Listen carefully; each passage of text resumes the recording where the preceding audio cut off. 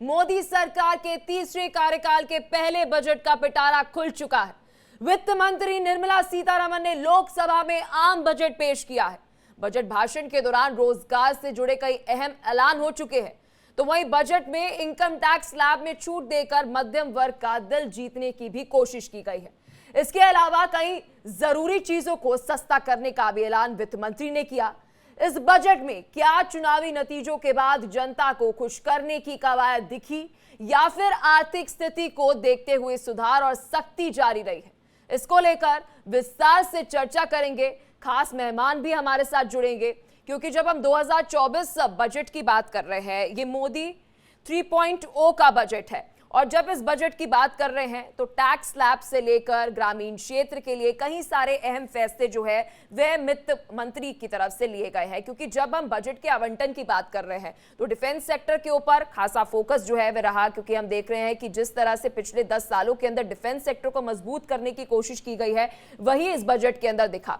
तो वही दूसरी तरफ अगर हम बात कर रहे हैं एग्रीकल्चर सेक्टर की, अगर हम कृषि क्षेत्र की बात करें तो एक बार फिर से कृषि क्षेत्र के ऊपर भी फोकस करने की पूरी कोशिश जो है वह रही है। सबसे दिलचस्प बात इस बजट की ये रही कि एमएसएमई सेक्टर, हर बार ये बात कही जाती थी कि एमएसएमई सेक्टर के ऊपर फोकस जो है वह नहीं किया जा रहा। इस बजट के अंदर सबसे बड़ी बात ये रही कि एमएसएमई सेक्टर के ऊपर भी वित्त मंत्री निर्मला सीतारमण ने एक अच्छा फोकस जो है वह भी फोकस किया गया है। तो लगातार बजट से जुड़ी हमारी चर्चा जारी है, लेकिन बजट को लेकर क्या कुछ प्रतिक्रिया सामने आई, एक नजर वहां भी। Over the years we have learned not to have very high expectations from this government's budgets. We'll have to see what they come up with and I'll react afterwards. We'll see you later. Thank you. ये जो हम पिछले कई वर्षों से देखते आ रहे हैं वही होने वाला है कि प्रधानमंत्री मोदी जी अपने बजट के द्वारा अपने करीबी करोड़पतियों को मदद करेंगे और उन करीबी करोड़पतियों को नई जगह में निवेश करने के लिए सुविधाएं मिलेगी। अपने कंपनियों को और राहत मिले बैंकों से टैक्स नियमों के द्वारा इस प्रकार के निर्देश हमको सुनने को मिलेंगे। और जो मध्यम वर्ग हैं, जो छोटे दुकानदार हैं, जो ईमानदार टैक्स पेयर हैं, उनको खोखले वायदे के अलावा और कुछ नहीं सुनने को मिलेगा। भारत सरकार की जो वित्त मंत्री आदरणीय निर्मला सीतारमण जी द्वारा प्रस्तुत किया गया तीसरी बार मोदी सरकार के बाद का बजट शानदार है, जानदार है, जोरदार है, गरीबों के लिए समर्पित है, किसानों के लिए समर्पित है, महिलाओं के लिए समर्पित है, युवाओं के लिए समर्पित है और देश को तीसरी अर्थव्यवस्था बनाने की एक मजबूत नींव रखने का काम किया गया है। शानदार बजट के लिए मैं माननीय प्रधानमंत्री जी को तो बधाई देता हूं और निर्मला सीतारमण जी का अभिनंदन करता हूं। तो बजट को लेकर आम आदमी पार्टी राज्यसभा सांसद संजय सिंह ने हमारी टीम से बातचीत की। क्या कुछ उन्होंने कहा, चलिए आपको सुनाते हैं। केंद्रीय वित्त मंत्री निर्मला सीतारमण ने मोदी कार्यकाल के तीसरे टर्म का आज पहला बजट पेश किया है और इस पर बात करने के लिए हमारे साथ आम आदमी पार्टी के राज्यसभा सांसद और वरिष्ठ नेता संजय सिंह हैं। सर, बजट को किस तरह से देखते हैं? कई तरह की घोषणाएं खासकर बिहार, आंध्र प्रदेश के लिए की गई हैं इस बार बजट में। देखिए, ये सरकार बचाओ महंगाई बढ़ाओ बजट है। इस बजट से देश के करोड़ों लोगों को निराशा हुई है और इसी के कारण शेयर बाजार धड़ाम हुआ है। किसानों को उम्मीद थी आप एमएसपी दोगुना करेंगे, आपने नहीं किया। नौजवानों को उम्मीद थी कि अग्निवीर योजना खत्म करके सेना की पुरानी भर्ती बहाल करेंगे, आपने नहीं किया। देश के लोगों को लग रहा था पेट्रोल, डीजल और बाकी चीज़ों पे जो महंगाई देश की बढ़ी हुई है उस पर राहत देंगे आप, नहीं आपने किया। आपने उल्टा क्या किया कि शेयर बाजार में जो छोटे निवेशक थे, जिनकी संख्या करीब करीब 10 करोड़ है, उन छोटे निवेशकों के ऊपर आपने एक मार दे दी। आपने किया क्या? आप कह रहे हैं साहब अब तो इस देश में शॉर्ट टर्म कैपिटल गेन पे 15 की जगह 20% टैक्स लगेगा और लॉन्ग टर्म कैपिटल गेन पे 10 की जगह 12.5% टैक्स लगेगा। अब देखिए, इसी के कारण पूरे शेयर बाजार में निराशा आई है और शेयर बाजार धड़ाम हुआ है। तो ये निराश करने वाला बजट है और फिर मैं दोहरा रहा हूँ कि ये सरकार बचाओ बजट है, जिसमें आपने बिहार के लिए कुछ घोषणाएं की हैं। आपने 1.25 लाख करोड़ पहले 9 साल पहले देने की बात कही थी, अब 26,000 करोड़ कह रहे हैं, पता नहीं कितना पहुंचेगा, मुझे नहीं कई मालूम। तरह के कॉरिडोर की बात की गई है, जैसे वाराणसी कॉरिडोर है, उसके तर्ज पे बोध गया जो बौद्ध सर्किट है उसको डेवलप करने की बात की जा रही है, बक्सर में पुल बनाने की बात हो रही है। अरे पुल तो सब गिर गिर जा रहा है, ठीक ठाक बनवाइएगा पुल जो है ना। एक आखिरी सवाल है, इनकम टैक्स के नए रिजीम में भी कुछ स्लैब्स में बदलाव किए गए हैं। उससे बहुत मामूली सा फायदा होगा, उससे कोई फायदा होने वाला नहीं है, ठीक है ना। तो मुझे लगता है कि ये एक निराशा का बजट देश के सामने आया है। दिल्ली पंजाब को लेकर कुछ उम्मीद है सर? वही उम्मीद है जो मैंने पहले बताया था, अभी आएगी डिटेल, देख लीजिएगा आप। 325 करोड़ से ज़्यादा दिल्ली को मिलने वाला नहीं है, और पंजाब का तो 8,000 करोड़ लेके बैठे हुए हैं, वही दे दें, वही बहुत बड़ी बात है। अपने कैमरा सहयोगी अनूप के साथ नवीन निशान, इंडिया डेली, दिल्ली। तो देखिए, मोदी 3.0 के बजट के दौरान विपक्ष तो निराश और हताश ही नजर आया। जहां एक तरफ राहुल गांधी को आपने सुना, अब संजय सिंह की भी बात को हम सुना रहे थे, लेकिन हम स्टेक होल्डर से भी बात करेंगे। हमारे साथ लगातार मेहमान जुड़े हुए, सौरभ राय हमारे साथ सीईओ हैं, अरहंस टेक्नोलॉजी हमारे साथ जुड़ चुके हैं। सबसे पहले शुरुआत सौरभ जी मैं आपसे करना चाहूंगी। विपक्ष की अभी हम बात कर रहे थे, लेकिन जब हम बात कर रहे हैं हमारे देश के अलग अलग सेक्टर्स की, तो मुझे लगता है एमएसएमई सेक्टर के लिए इस बार इस बजट के अंदर सोचा गया है। जब हम मुद्रा लोन्स की बात करें तो 10 लाख से 20 लाख बढ़ा दिया गया है इस अमाउंट को, एलोकेशन को। क्या लगता है कितना असर पड़ेगा एमएसएमई सेक्टर पर? काफी पड़ेगा मैडम। हमें उम्मीद थी कि एमएसएमई सेक्टर को ग्रो किया जाएगा। सरकार ने कोशिश भी की है उस दिशा में, मुद्रा लोन किया है जिससे बहुत ही छोटे वाले जो व्यवसायी हैं उनको फायदा होगा, छोटे स्टार्टअप्स को फायदा होगा। इसके अलावा जो इन्वेस्टमेंट के फंड्स बनाए गए हैं स्पेस में, और private sector led venture capitalist जो फंड्स बने हैं, वो भी बहुत ही बड़ी मदद करेंगे एमएसएमई सेक्टर को। इसके अलावा अगर आप देखें तो जो कौशल विकास की बात है और स्किल डेवलपमेंट और इंटर्नशिप की, तो बड़ी कंपनियों में बच्चे इंटर्नशिप बेशक करेंगे, पर उनका उपभोग तो सारे ही सेक्टर्स करेंगे। छोटी कंपनियों को अच्छे युवक, अच्छे तेज नवयुवक जो अच्छे से ट्रेंड हो वो नहीं मिलते थे। तो इंटर्नशिप और कौशल विकास जो होगा वो भी इनडायरेक्टली एमएसएमई सेक्टर, अगर आप इसे देखें, इसमें काफी फायदा होने की मुझे उम्मीद है जहां तक इस बजट से। तो सौरभ राय को आप सुन रहे हैं, एक बार फिर से उनके साथ संपर्क साधने की कोशिश करेंगे, शायद आवाज उन तक नहीं पहुंच रही है। लेकिन हमारे साथ एक और मेहमान जुड़ चुके हैं, कर्नल टीपी त्यागी। सर जय हिंद, बहुत स्वागत है आपका इंडिया डेली पर, और बहुत शुक्रिया आपने अपना कीमती समय दिया। जब हम टॉप 10 मंत्रालयों की बात कर रहे हैं तो एक बार फिर से मोदी सरकार के अंदर डिफेंस सेक्टर को फोकस दिया गया है, और पेंशन के ऊपर अगर हम बात करें तो यहां पर मेजर फोकस किया गया है। जी टीपी जी।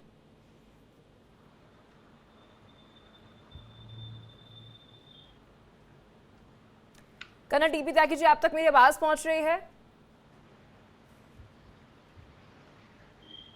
सर आप तक मेरी आवाज पहुंच पा रही है? चलिए एक बार फिर से संपर्क करने की कोशिश करेंगे। लगातार मेहमान हमारे साथ जुड़े हुए हैं, शायद कनेक्टिविटी की वजह से उन तक आवाज नहीं पहुंच रही है, लेकिन हमारे साथ सौरभ राय जी भी जुड़े हुए हैं। सौरभ जी आप तक आवाज पहुंच पा रही है मेरी? जी मैडम, बिल्कुल। जी सौरभ जी, हम एमएसएमई सेक्टर्स की बात कर रहे थे, तो बजट में मुझे सर एक बहुत महत्वपूर्ण बात लगी, क्योंकि जब हम पिछले 10 सालों की बात करें तो बड़ी शिकायत एमएसएमई सेक्टर की रहती थी, खासतौर पर कोविड के बाद बड़ी एक शिकायत थी कि हम पर फोकस नहीं किया जा रहा। इस बार जब हम बात करें मशीनरी और इक्विपमेंट के लिए कोलेटरल जो है वो जरूरी नहीं रहेगा, तो एक बड़ा महत्वपूर्ण फैसला लिया है। कितना बूस्ट जो है वो एमएसएमई सेक्टर को इस वजह से मिलेगा? काफी बूस्ट मिलेगा मैडम एमएसएमई सेक्टर को इस बजट से। जो लोन स्कीम्स हैं, जो इन्वेस्टमेंट स्कीम्स हैं, जो लोगों को रोज ट्रेनिंग, इंटर्नशिप देने की जो स्कीमें हैं, इन सभी स्कीमों से अगर आप देखें, मुद्रा लोन जो माइक्रो एंटरप्रेन्योर्स के लिए बहुत ही बड़ा बूस्ट रहेगा, 10 से 20 लाख किया गया है। इन चीजों से एमएसएमई सेक्टर पे काफी बूस्ट मिलेगा। और जो एक लगातार इंडस्ट्री की डिमांड थी कि हमारा बेस एमएसएमई है, एमएसएमई को बढ़ाइए, वो मुझे लगता है काफी हद तक वित्त मंत्री ने इस बजट में उसके दिशा में काम किया है और काफी बेनिफिट्स दिए हैं, जिससे एमएसएमई को खुश होना चाहिए। बिल्कुल, अभी विस्तार से हम डिफेंस सेक्टर के ऊपर भी, स्टार्टअप्स के ऊपर जो है वो फोकस किया गया है, उस पर भी बात करेंगे। लेकिन सर एक बड़ी बात यह है, आपने इंटर्नशिप्स का भी जिक्र किया था, इंटर्नशिप्स के ऊपर भी असर पड़ते हुए नजर आएगा। इन सभी पर हम विस्तार से चर्चा करेंगे। एक बार फिर से हमारे साथ retired colonel TP Tyagi ji जुड़ चुके हैं। सर आशा करती हूँ आप तक मेरी आवाज पहुंच रही हो। जय हिंद, बहुत शुक्रिया अपना कीमती समय देने के लिए। बहुत कम पहुंच रही है, पहुंच रही है। चलिए सर, आप तक मेरी आवाज अब सही तरीके से पहुंच रही है। मैं तेज बोलने की कोशिश करूंगी, ऊंची आवाज में जी। थोड़ा वॉल्यूम बढ़ा दीजिए। बिल्कुल बिल्कुल।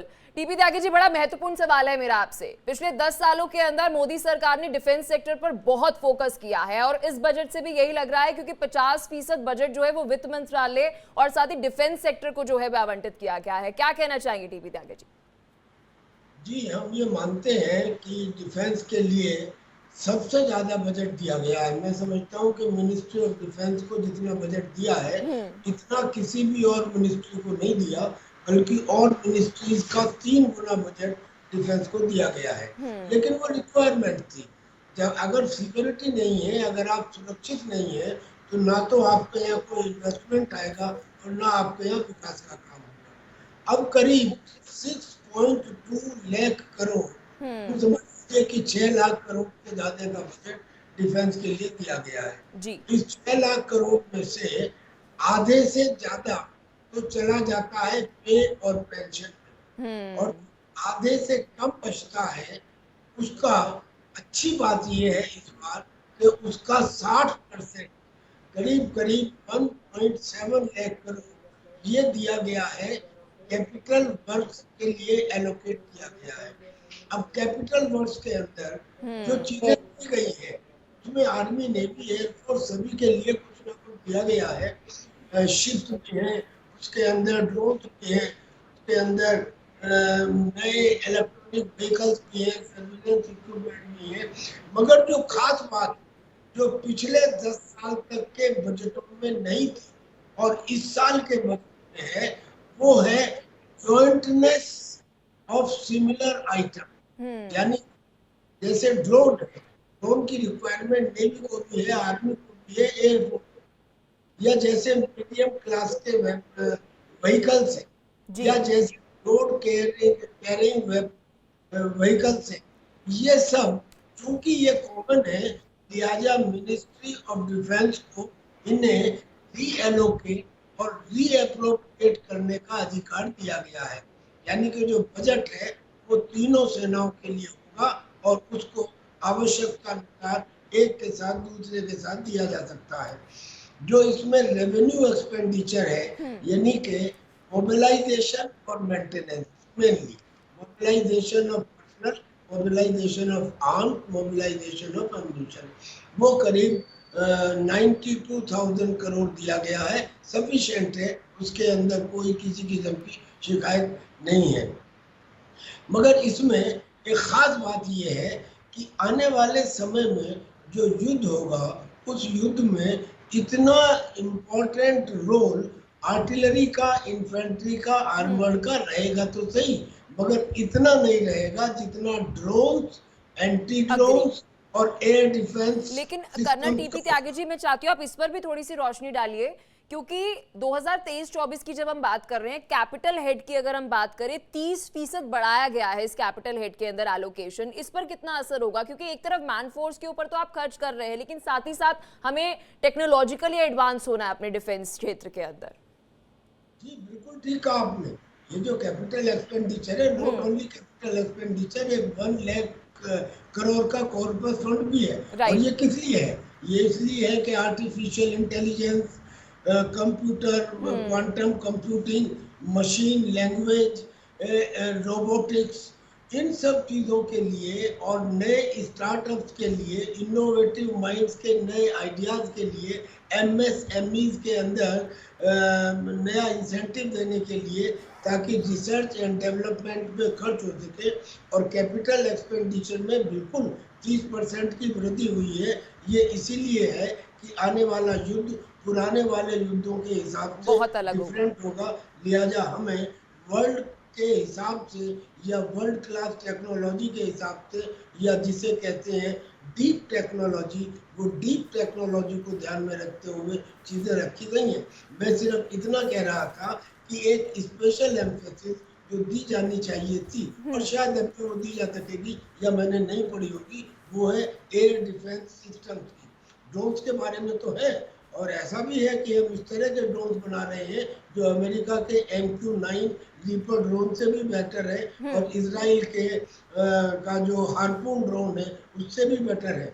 लेकिन एयर डिफेंस सिस्टम के ऊपर हमको इसमें कुछ थोड़ा बहुत रद्दोबदल करना पड़ेगा। बहुत महत्वपूर्ण सर आपने ये बात कही है कि एयर डिफेंस सिस्टम पर भी विस्तार से चर्चा करेंगे, लेकिन सौरभ राय भी हमारे साथ जुड़े हुए हैं, सीईओ हैं अरहान्स टेक्नोलॉजी के, और मुझे लगता है सर टेक्नोलॉजी के बारे में आपसे बेहतर शायद हम नहीं जानते होंगे। जब हम बात कर रहे हैं डिफेंस सेक्टर की सर, 501 करोड़ जो है वह स्टार्टअप्स के लिए एलोकेट किया गया है कि हमारे डिफेंस सेक्टर के अंदर जो लगातार हम वृद्धि कर रहे हैं, एक्सपोर्ट्स बढ़ रहे हैं, आत्मनिर्भर हो रहे हैं, इस पर अब R&D के थ्रू जो है वह स्टार्टअप्स जो है उनको और ज्यादा एक्सप्लोर किया जाए। इसमें मैं ये कहना चाहूंगा कि ये फिर से एक अच्छा कदम है। अभी कर्नल साहब ने ड्रोन्स की बात की।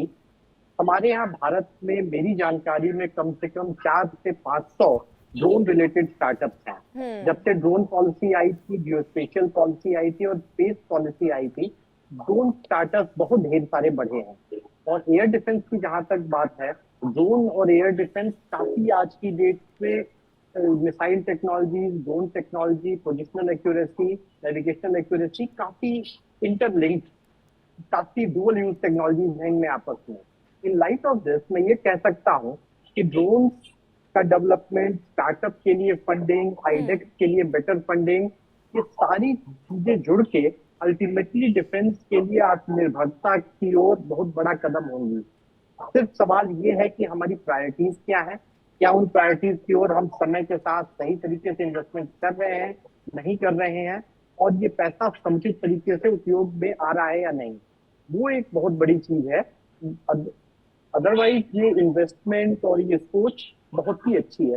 लेकिन सौरभ राय जी, आपने एक बहुत महत्वपूर्ण बात कही। आप बात कर रहे हैं, जिक्र कर रहे हैं यूटिलाइजेशन का, कि आपने एलोकेशन तो कर दी लेकिन उसके बाद उस बजट को यूटिलाइज करना हमारे ऊपर एक बहुत बड़ी चुनौती है। लेकिन अगर मैं पिछले कुछ सालों का ही आंकड़ा देखूं, 2020 से निकाले, तो हमारे एक्सपोर्ट्स जो है वो लगातार डिफेंस सेक्टर के अंदर बढ़ रहे हैं।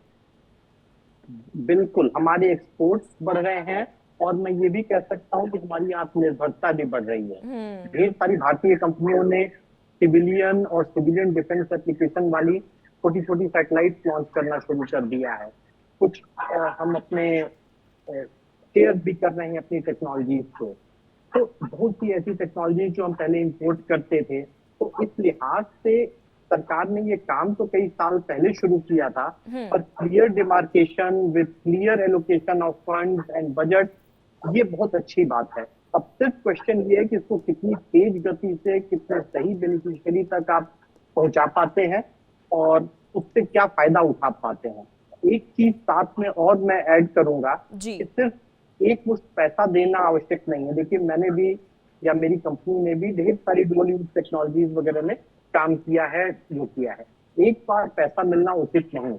उस पैसा मिलने के बाद जो उत्पाद बनता है, सरकार को उसको क्रय करने या खरीदने की भी समुचित व्यवस्था करनी होगी।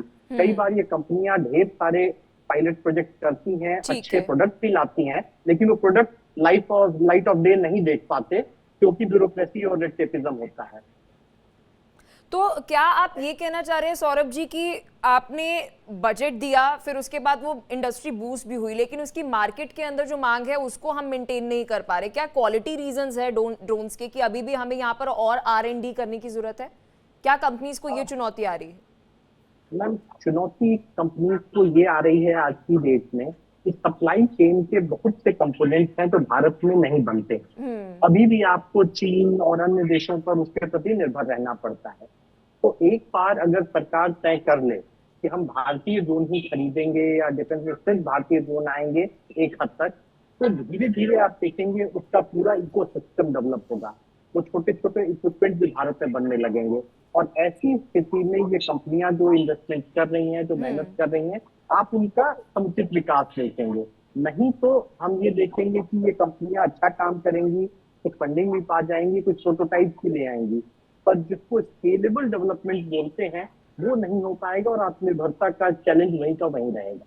बहुत महत्वपूर्ण बात आपने की। कर्नल टीपी त्यागी जी, क्या कहना चाहेंगे? अगर आपने अभी सौरभ जी को सुना हो, उन्होंने कहा कि आपने फंड तो आवंटित कर दिया और हमने ड्रोन्स बना भी लिए, लेकिन जब हम मार्केट में वो उतरते हैं तो आप अभी भी निर्भर हैं बाहर के ड्रोन्स पर, इंपोर्ट्स पर आप निर्भर है। क्यों ना हम फोकस करें अपनी R&D के ऊपर, बेहतर ड्रोन्स जो है वो विकसित किए जाएं और डिफेंस को इस तरह से मजबूत किया जाए कि दूसरे हम ड्रोन्स पर निर्भर नहीं हो रहे देशों के।